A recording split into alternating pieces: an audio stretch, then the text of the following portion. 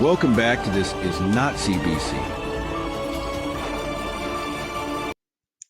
You ever notice how every time the weather changes now, someone on TV calls it climate change? Like, calm down, Karen. It's called October. So let's look back on this day over the past 10 years, shall we? So I just put in Brampton, Ontario.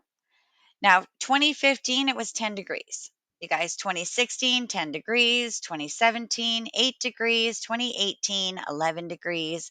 2019, 10 degrees. 2020 went down to 4 degrees.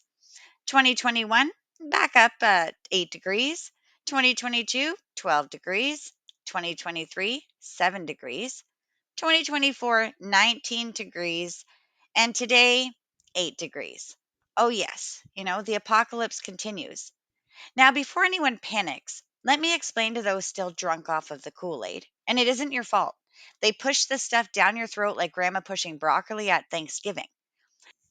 They've got AI generated videos of burning forests, crying children, and sad polar bears floating on ice cubes the size of dinner plates.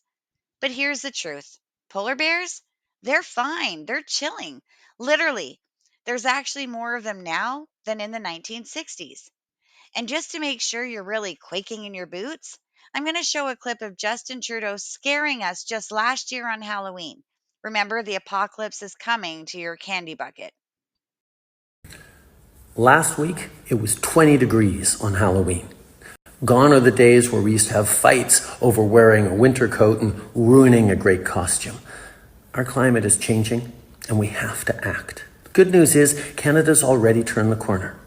Individual actions and investments we've made in green technology and clean energy means we're bringing emissions down. But there's still one industry that's polluting more, and that means it's the biggest opportunity to make a huge difference. The oil and gas sector is responsible for 1/3 of our emissions in Canada, so we're bringing in a cap on that pollution. Now, it's not a cap on production, it's not a cap on earnings. It's a cap and trade system that allows us to limit and reduce over time emissions from that sector. That sector is making record profits. And there's already technology that can capture the carbon emissions from the oil and gas production. And we want these companies to invest in that technology or invest in new technologies like it to bring down emissions. We know that everyone needs to do their part. And this cap is about making sure that the oil and gas sector does its part as well. And then, because, why stop there? Here's Stephen Guilbeault this week, the liberal guy, saying how he hopes this year's budget includes his beloved climate changing something. Watch. On the climate competitiveness strategy that's coming out with the budget, I'm just curious, what do you need to see in it to continue supporting the government? I'm part of the government. Well, I know, but I mean, so someone like yourself who's a staunch climate supporter. I think, clearly climate change continues to be an important issue.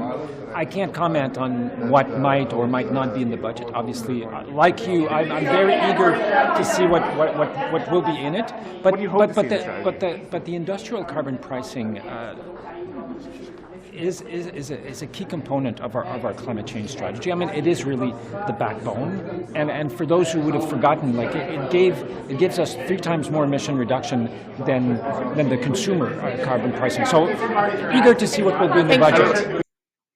And now let's not forget that this is after Bill Gates has come out and even admitted that the climate change is a hoax.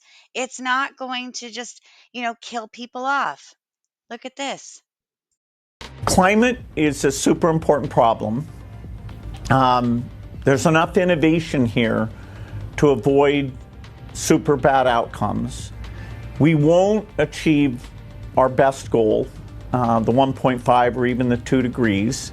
And as we go about trying to minimize that, we have to frame it in terms of overall human well-being. And the climate activists who have been very supportive of what you've done, and you've been very supportive of what they've done, read this.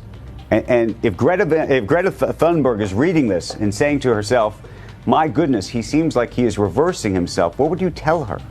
I'd say, wasn't the goal here to improve human lives?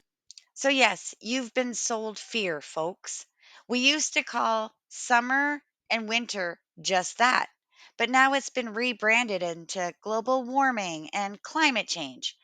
A hot day, oh gosh, it's the end of the world. We see the red alerts on the Weather Network now, be careful, stay in. Cold day, oh, weather alert again, climate change right there. They scare you, then they tax you, and they call it saving the planet. But the planet doesn't need your carbon credits or your green fees. It's been spinning for billions of years. It can handle a Tuesday heat wave. This isn't about the weather, it's about control. They want your votes, your taxes, and your guilt because fear is the most renewable resource they've ever found. So throw on your jacket, go trick or treating, and stop apologizing for existing because the only thing heating up tonight is my sarcasm. Thanks for watching. This is not CBC, and I'm wishing everyone a very happy Halloween.